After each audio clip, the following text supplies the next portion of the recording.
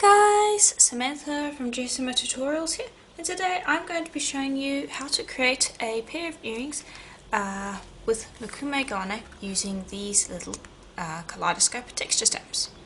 So we'll get onto which one of these we want to use in a little while.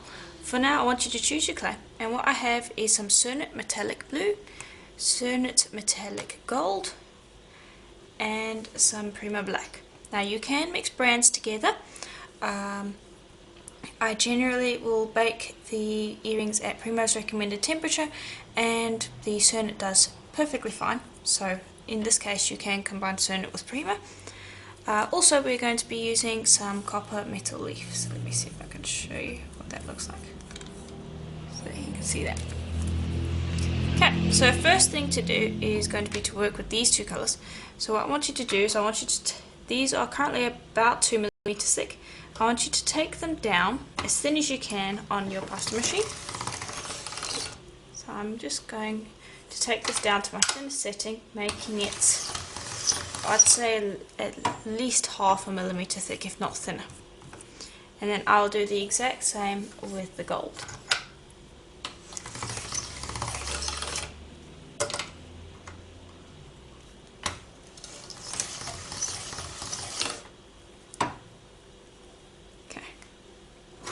There we go. Then what we're going to do is I want to trim this so that we don't have any excess. And so all you do basically is, if I just move this off to the side and we work with this one, all you do is you're just going to cut each end, and all this can go back into your original colours package and you can use them in a future project. And just cut down these sides so that you don't have any little crumbly bits along the edges, and then repeat with the gold like so. Then you're going to take each one and you're going to stack, and now I can see that the blue is the longer of the two, so I'm going to put that one on the bottom. And I'm going to place the gold down on top, smooth it down like so, and then I want you to trim the excess because that's not going to get used in our mokume, so it's best to trim right now so that you don't waste that clay. That clay can generally just go straight back into your package and get used in a future project. Okay. Then I will flip and I'll check on the other side, and now don't worry about little divots like that. It's fine, we can do that, clean that up later on. Okay, so you can see how that looks now. Now I'm going to run that through my pasta machine again, and each time I'm doing this I'm stretching it. You don't want to make it wider, you want to make it longer.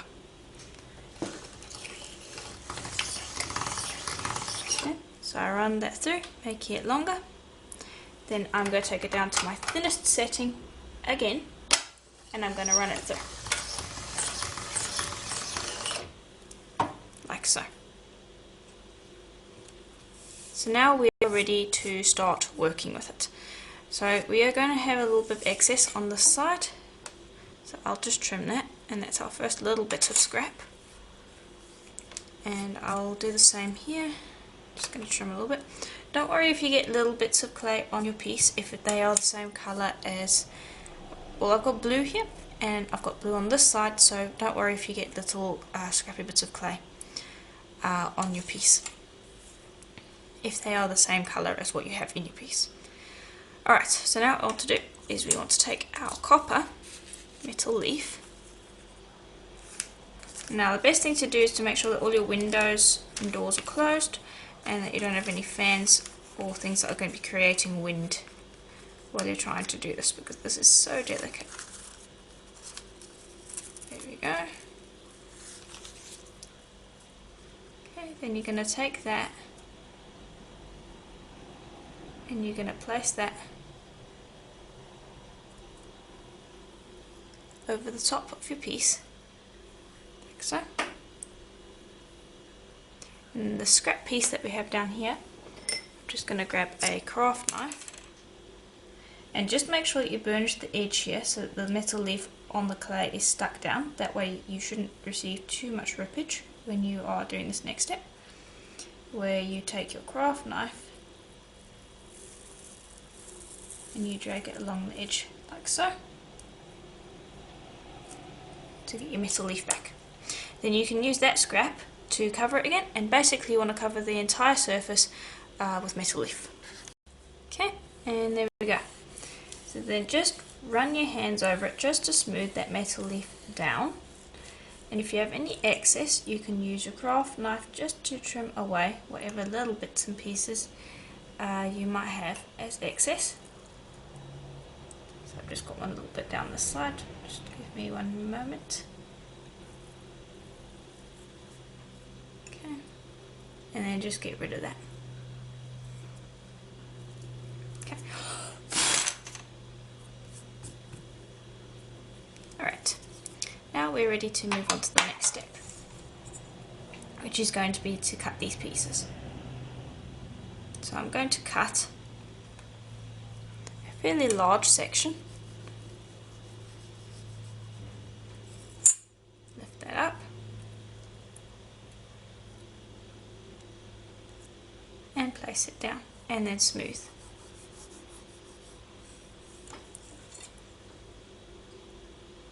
Cut. Lift it up.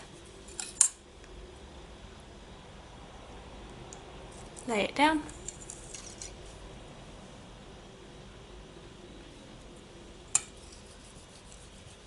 Okay, so we have a little bit of excess off to the side here, that's fine. We'll just leave that for now. And I'm just going to brush the metal leaf on the sides here so that it's not lying all over the place.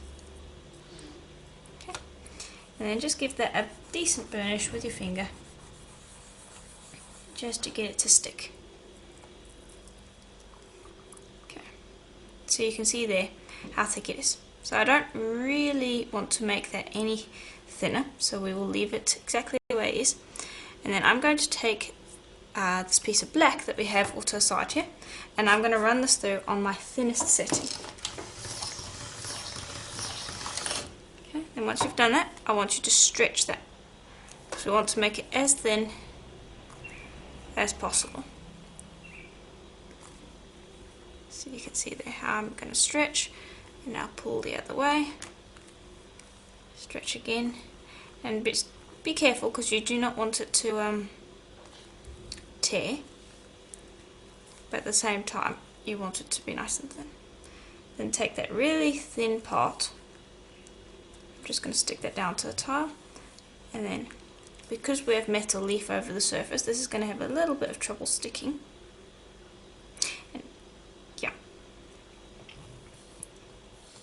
Burnish that down. And actually, before we move on to the next step, I just want to try to get rid of this little blue speck here. There we go.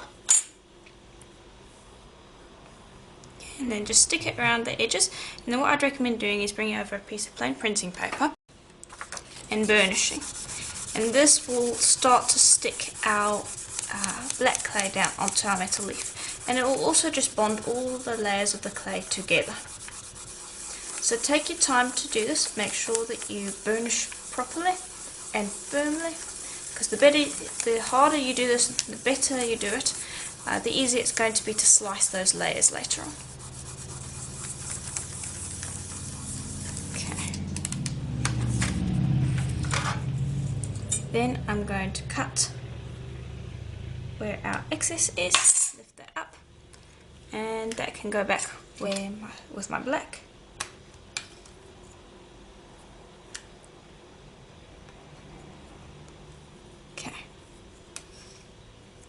There we go.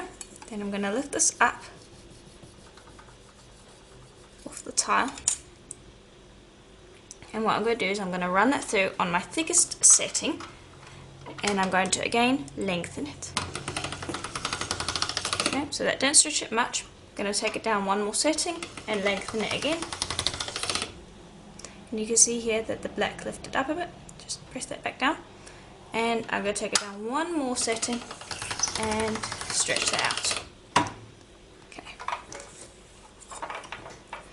Now if you see a little bubble here, just slip the black and smooth that bubble out. And then again, I'm going to burnish this thoroughly to make sure that that black is stuck down onto that metal leaf. I cannot emphasize how important that is. Okay, and you should have enough clay here to make at least 2 earrings. Okay, so we're going to cut it in half. And I'm going to put one to the side, and that I will use to make my other earring. And this one we're going to make our first earring. So let me put that to the side for the moment while we choose which kaleidoscope stamp we want to use for our earring. So I'll just bring those over, and these are the ones that we have. Now I don't want to use this one because that's not going to have a deep enough texture, and probably the same for this one, though it has a decent texture. I'm torn between these 3 over here. And I think I'm going to end up using this one. So let's grab that off here and let's examine that texture. See, that's nice and deep. Yep, that will do. Okay. And then what we're going to do is we're going to place this down. Okay, and I got some metal leaf on there. So what I want to, if you do happen to get some little scrappy bits onto your black, I want you to take some isopropyl alcohol ink.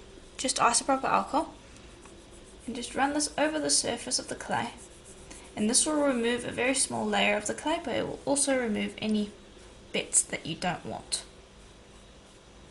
Okay, then dry that, and then we can move on. So that's just a little tip.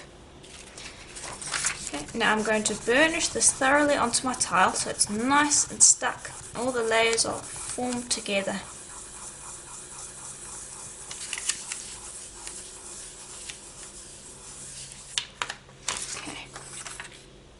Then take an acrylic block and apply your stamp. Just make sure it's nice and stuck down. And then what I'm going to do is I'm going to place that over the clay, and I'm going to stand up to do this next step. And you want to press nice and hard. Okay, and then once you've pressed nice and hard, you should be able to see that black clay through the texture, and then lift up to reveal a very nice imprint. Okay, then I'm going to just take a look at that, see how I like it. I'm going to cut away some of the little excess pieces of clay.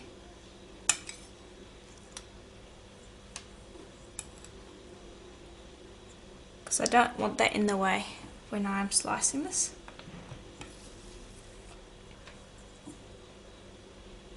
And we can use those.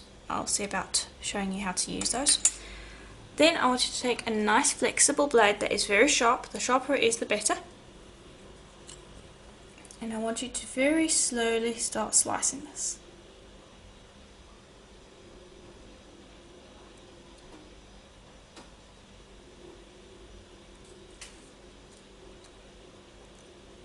Like so.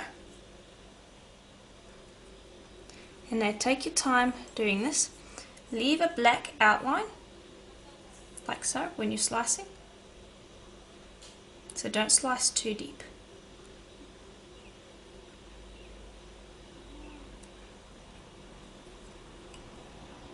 Because you can always go back in and re-slice if you need to. Now bear in mind this might look a little dull at the moment, but just bear in mind that this is metallic clay, and so once we sand it later on, this will really start to pop.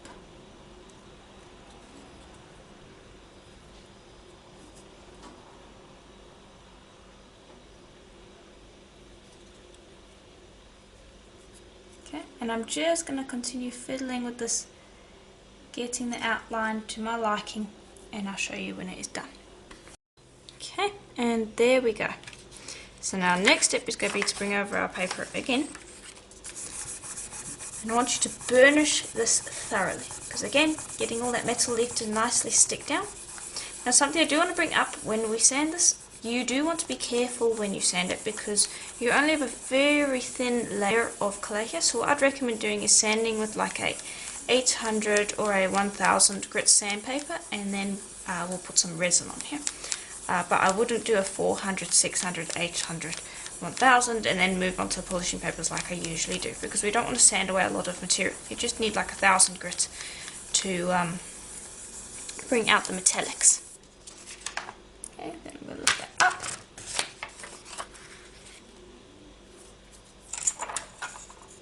And I will show you how that looks. So it's going to look a little plain at the moment because this metallic shine comes up beautifully once you actually sand it, but you'll have to see that when we actually move on to the sanding part. So I'm now going to move on to that second piece that we have over here, and I'm going to create another one of these, and then we can cut out our earrings. Okay, and there we go. So you can see with this one I cut a little too deeply over here. So just bear that in mind, that sometimes that does happen. It's not a huge issue, but you do want to be careful of it. So now I'm going to put these to the side, and I'm going to bring over our little scrappy bits. I don't want to bring over the bits that were shaved, we're going to leave those are scrap, but these pieces we can do something with. So what I want to do is I want to actually just take them and roll them up into almost like a little jelly roll, like so.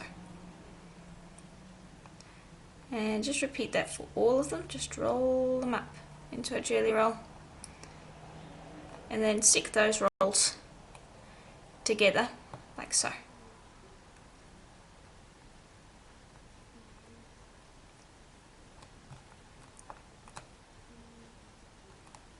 And continue doing that with all the scrap.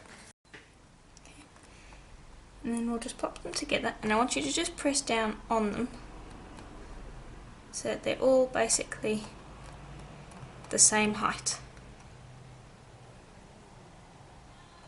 like so.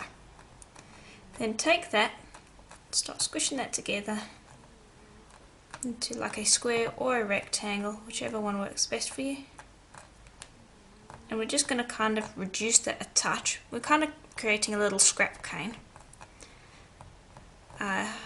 And we're going to be using this for the back of our earrings. So just continue pressing and just reducing. Keep in mind, this is not how you would reduce a normal regular cane.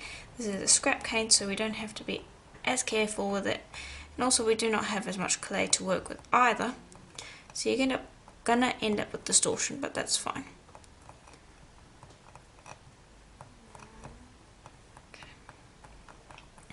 There we go. Then what I want to do is I want to take my nice thin blade, and also before I do that I'm just going to press down on it so that it's kind of flat, and then I'm going to cut slices, and there you can see how that looks, and we're going to stretch that out in a second. Just cut as many slices from this as you can. The more you get, the easier it's going to be to cover our backs with this.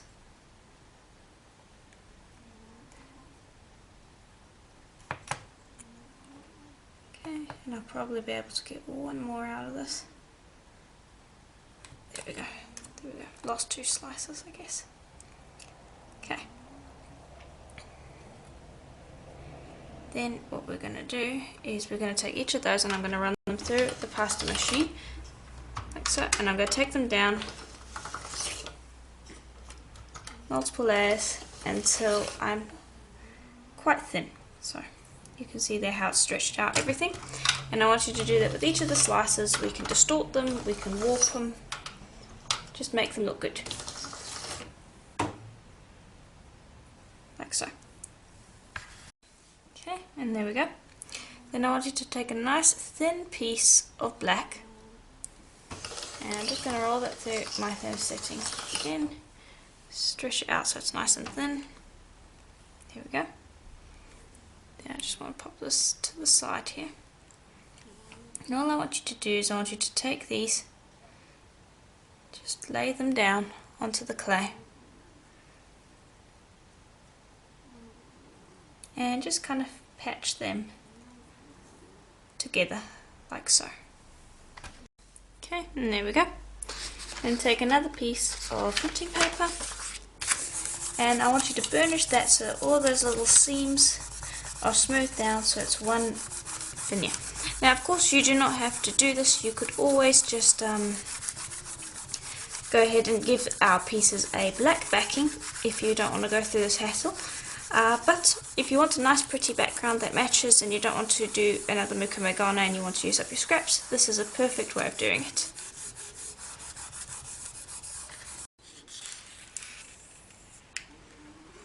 Okay, and that should be nice and flat, yes. Okay, then I want you to trim away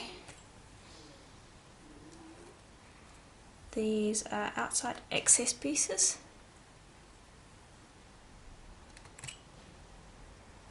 Like so, and I'm just going to cut over here so that I know that that's plain black.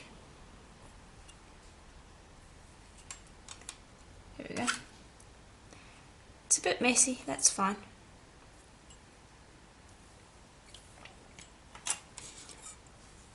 Then lift that up. I'm just going to roll it through my puff machine just to even it out. So just give it one moment. There we go. Then we're going to grab our piece of printing paper, place this down with this side facing down, and then we're going to take each of these and we're going to place it on top like so.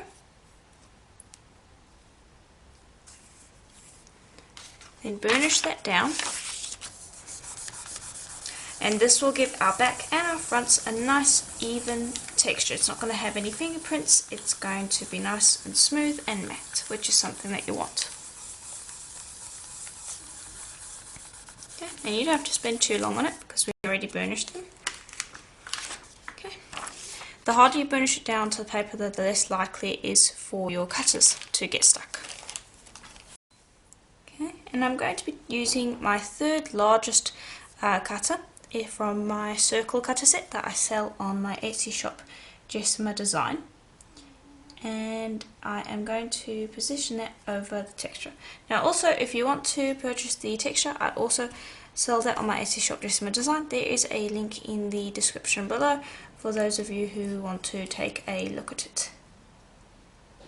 Now you can see how beautiful and cleanly that cuts. Then lift up, and you can see there's practically no residue, which is one of the nice things about my cutters. They have a very thin edge. Then we're going to lift that up very gently. You can see down the backing, and just press around the edge. Place that back down. I'm going to grab this one and I'm going to do the same thing, just lightly pressing around the edge so that we don't have to do any sanding. Okay, and then I'm just going to make the top parts quickly. Okay, and for that I'm going to use this sheet of black and an aquarium filter sponge, and I've got on a piece of plain printing paper so that the back gets a nice even matte finish with no shiny spots. And I'm just going to roll that texture sponge into the clay, which will kind of give us a nice sandpapery texture. You can also use sandpaper if you don't happen to have an aquarium sponge. It's an aquarium filter sponge to be precise. And there you can see how nice that texture is.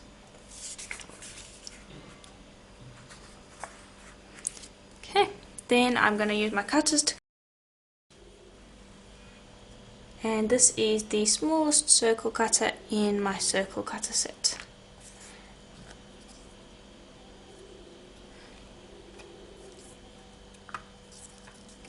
And we will lift, and you can see how well that clay stuck down to the paper.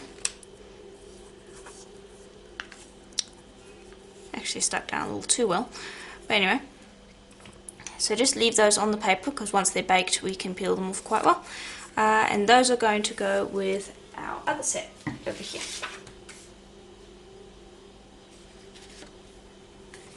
So you can see there how those are going to look with these. You can't see very well, but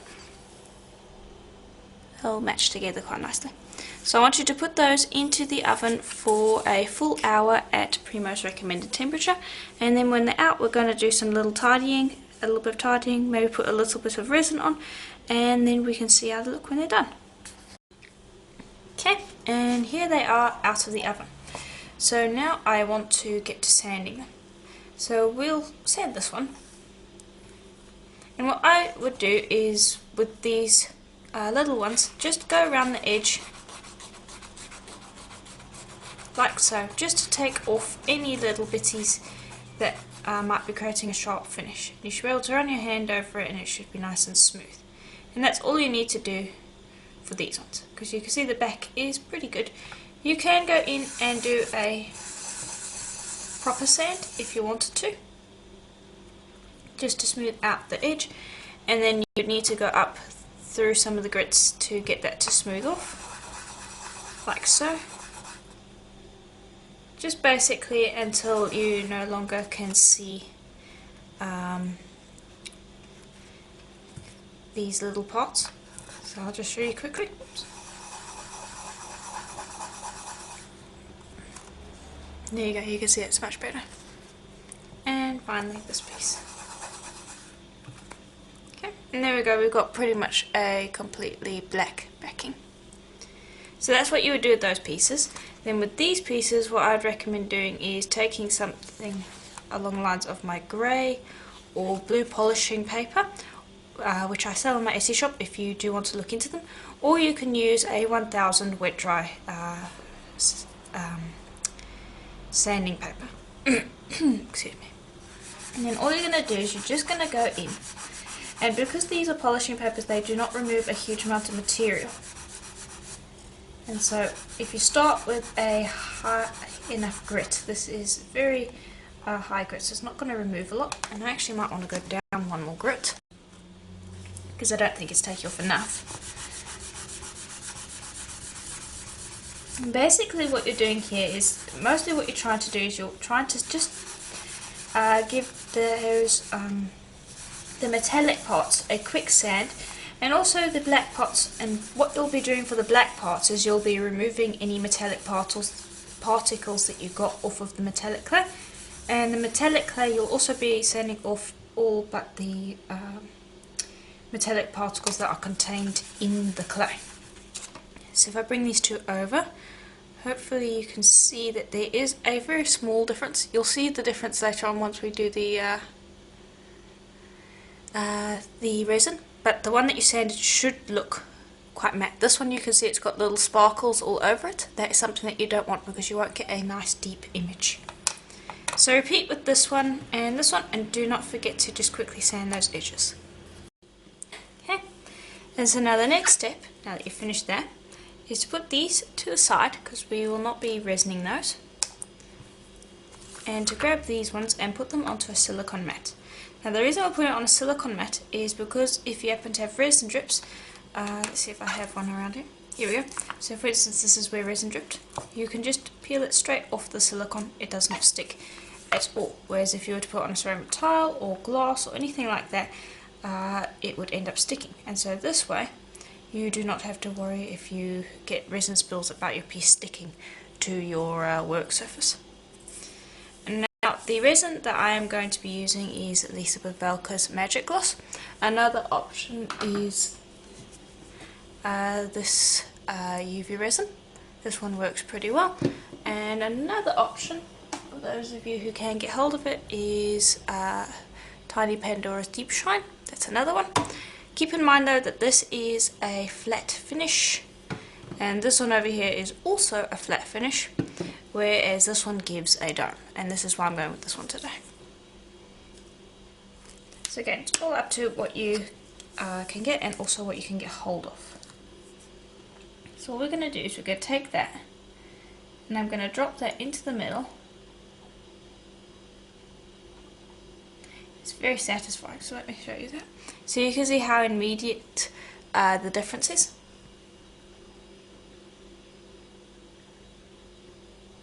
So I'm just going to distribute a decent amount of resin onto the piece.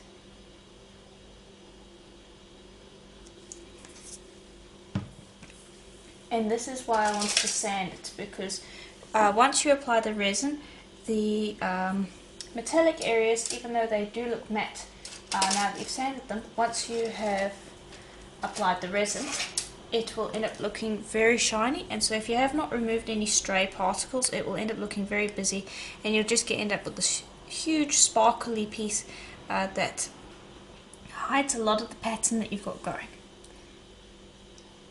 So definitely make sure that you give it at least a little bit of a sand before applying the resin to get the best effect.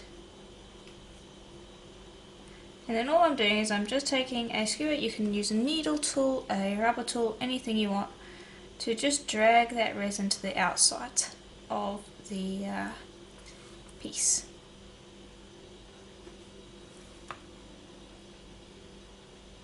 And this is another reason why working on a silicone mat is quite nice, because you can move it around as you want.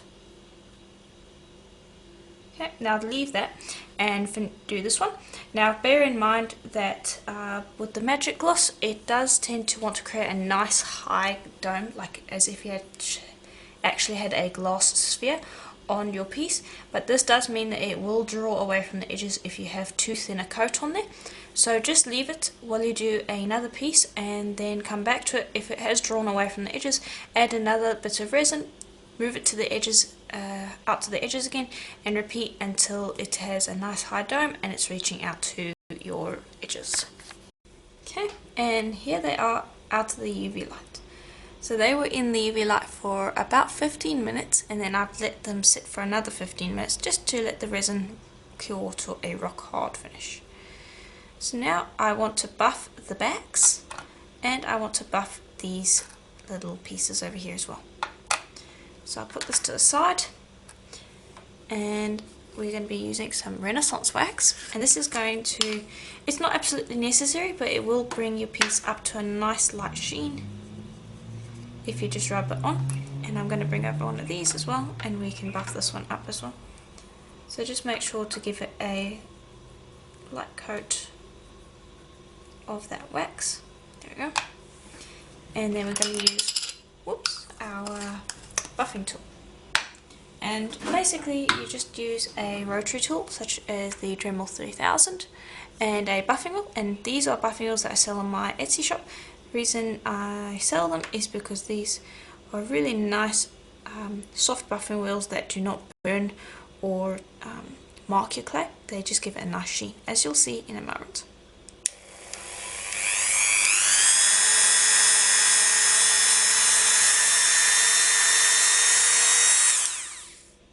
And there you can see it just brings out the texture. So if I bring over this one that was not buffed, hopefully you can see the difference there. So now we will do the same with this one.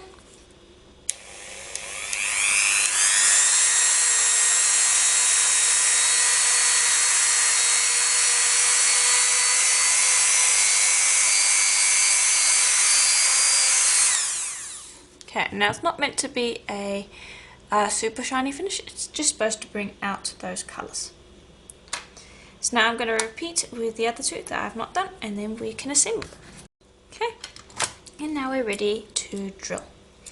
So you want to find the top part of your piece, and I want to drill here, and I want to drill here. Okay, so I'm just finding the correct spot.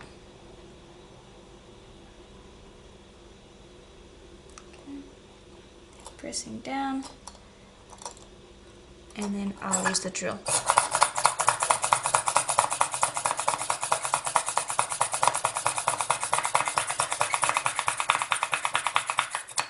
There we go. And now, quick mention, when you are drilling, if you have resin, you always drill it resin side facing up. And the biggest reason for this is because if you drill it from the back side, like that, you will end up pushing the resin disc up and off of your clay. Now once you've drilled a hole, you can go back through and drill that way, that's fine. But when you're doing the initial first hole, you always drill it with the resin side facing up and towards you. And this way, you will be pushing down on the resin disc and pushing down onto the clay, and therefore avoiding pushing up and off of the clay. So just bear that in mind. Okay, so you'll drill a hole in one of those, and then you will drill a hole into 2 holes actually into your black disc. And now if you're interested in this pin drill, I sell 2 types on my Etsy store, Jessima Design. One is this automatic sort. There's another one that is a handheld sort that you have to spin to make it drill. So it would be like this. You would have to spin like so. Or you can get the automatic one. So I'm going to continue and drill a hole at the top of that one, and then I'm going to drill in these pieces as well. Okay, and now we are ready to assemble. So I've got 4 gold jump rings and 2 ear wires. I'm just going to bring these over, and I'm going to bring over some pliers. I'm going to open up that jump ring.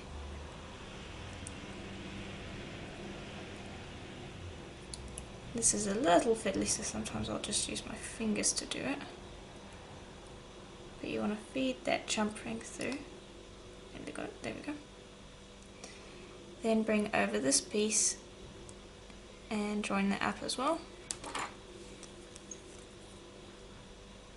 And close your jump ring, like so.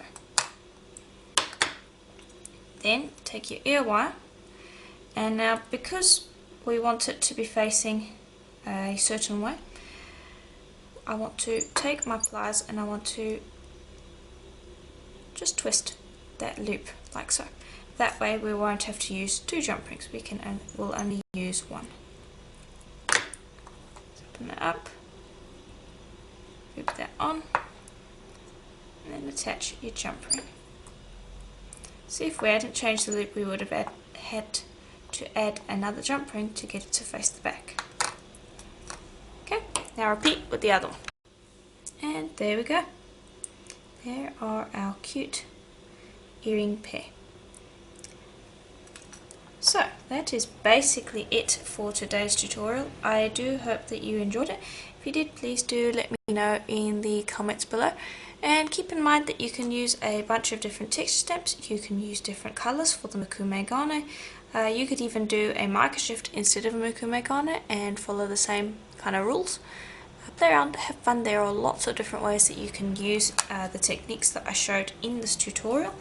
You could also create pendants. You don't necessarily have to create earrings, but I think they look quite cute as earrings. Also, you can give it a higher sand if you want and apply a gloss finish instead of resin. I just really like this beautiful glossy dome that it gives, as you can see. So anyway, if you'd like to support this channel, please do consider becoming a patron. I will leave a link in the description below. You get exclusive tutorials on there that are not available on YouTube, and a lot of them also are not available on Etsy, so do check that out. You also, if you join certain tiers, will get a 15 or 20% discount to my Etsy store, Jessima Design, where I sell a lot of the tools that I show in my videos, such as the circle cutters and the drill and the stamps that we used in today's tutorial. So becoming a patron is quite beneficial if you do want to purchase some tools. However, if you want to just check out the Jessima Design Etsy store, that also is super helpful. I have a link to that in the description below. If you could check that out, that would be super helpful as well, so that I can continue posting free tutorials like this every week on YouTube. And as always, I will see you in the next tutorial. Bye for now.